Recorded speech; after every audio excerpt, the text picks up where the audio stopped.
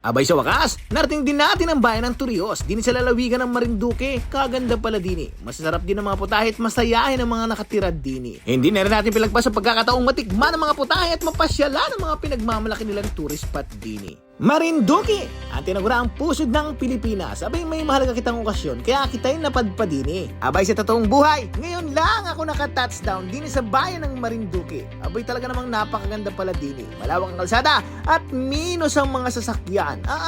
Wari ko'y walang na-ghost project dining mga kontraktor. Kaya namang ganda ng kalsada, malawak at talaga namang napakasarap humarurot. Gamit ang motor, nakarating kita din sa bayan ng Turios. Din sa barangay Tampulan, bayan ng Turios, aganapin ang aming kauna-unahang family reunion. Abay pagdating ko nga din abay nagsimula na sila ang pag-iinit ng tubig. Kilala rin ang mga Marinduqueños sa mabibis sa maglitsyon ng native na baboy. 2 piraso nga ni palari, abay kita'y apasiklaban ay kainaman. Tulungan na rin sa paghihikot na rin ating mga putahe. Kainaman. At ang putaheng ito, abay agaw pansin sa akin. Gisado ang tawag, hindi pansit, karne.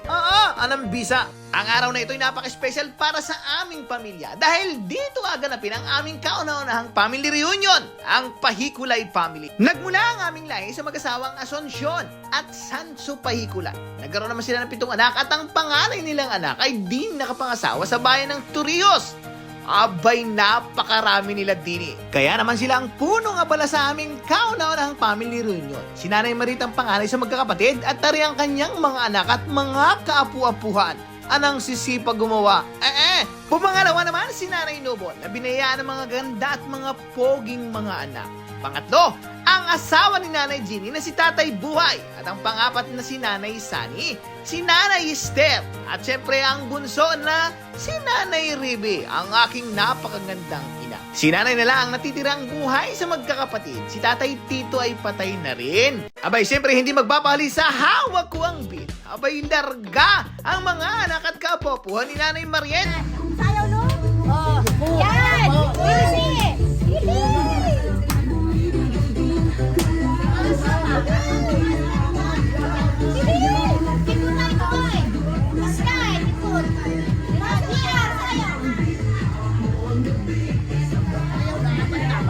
Abay, magpapatalab ka naman ang mga anak ni Nanay Nobol. Aha! Hataw kong hataw, bigay kong bigay. Todo kong gumalaw. Ay, kainaman ding gagaling, gumiling. Lalo na yung kalbo na yun. Asas, tingni, ito ang sample para sa inyo.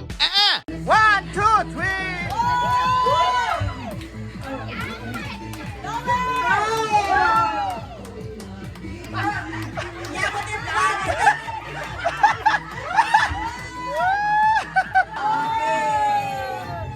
At hindi rin naman magpapahuli. At ang pinakaabangan ng lahat, ang pamilya ni Tatay Buhay. Abay sa pangunguna baga naman ng kanilang golden son na walang iba kundi si Jojo Pahiculay. Kasama ang kanyang buong pamilya.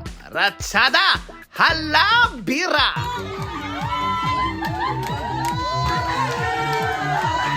Oh, 1, 2, 3, go!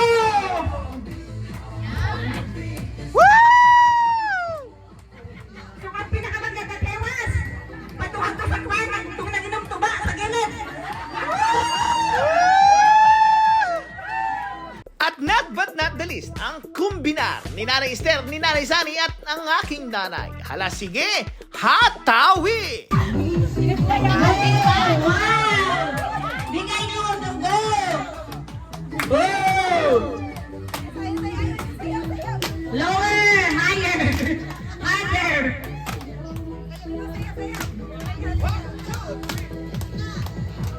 Wow! Beat the beat, ha? Ari ang mga palahay ni Lula Asuncion at ni Lolo Sansing Pahiculay. Gulping bibinit, gulping yayabo. Kainaman na. At pagkatapos ng mixing programa, abay ano pa baga ang pinakaihintay ng lahat? Ang matibusan ng pinagmamalaking litsyon na ring mga taga-Turios. Anong lutong? Wari ko'y mapaparami ng kain dini. Kinabukasan, abay hindi raw pwedeng hindi puntahan na rin mga pinagmamalaking tourist spot sa bayan ng Turios. Una namin pinuntahan, abay aring inatawag nilang Pukto Puktoy White Beach. Mapino, mabuti ang buhangin at talaga namang napakaganda. Haha! Kay naman din eh. Isa ang Puktoy White Beach na hindi nyo pwedeng hindi puntahan kapag nagawi kayo din sa bayan ng Torrijos. Maganda! Promise! Kay namang bisa din. Abay, syempre, hindi lang daw White Beach ang kanilang pwede ipagmalaki. Dini daw sa tuktok ng bundok sa bayan ng Torrijos, may bagong pasyalan. Talaga naman daw napakaganda dini. Mag-overlooking. Ito ang tinatawag nilang Kapay Tanawin. Itinayaw din sa tuktok ng bundok para makita 360 view ng isla. O, di ba? Napakaganda nga rin dini. Pwedeng mag-banding kasama ang pamilya tuwing hapon. Anong daming turistang naakit din eh. Kaya namang ganda din nga ni naman. Nakaka-relax ng isip, ng mata, at syempre ng tiyan. Dahil din may masarap na resto sila na ipaghahanda kayo ng masarap na pagkain at inumin. Tulad na rin kanilang pizza at syempre ang kanilang pinagmamalaking ano ba ganyan? Pasta at marami pa daw iba. Ito ang Kapay Tanawin. Talaga namang napakaganda din eh. Napakaganda ng Marinduque pala. At makalipas ang 2 araw ng aming reunion, abay oras na para magpaalam sa isa't isa. Dahil yung iba at karamihan pala ay doon ang galing sa Banton kung saan nagsimula ang aming lolo at lola. O di ba? Isang napakasayang kauna-unahang family reunion ng Pahikulay Family. Hanggang sa muli, hanggang sa mga susunod pa nating family reunion. Ito ang aking lakwat sa bayan ng Torrijos, Anang Bisa. Kill!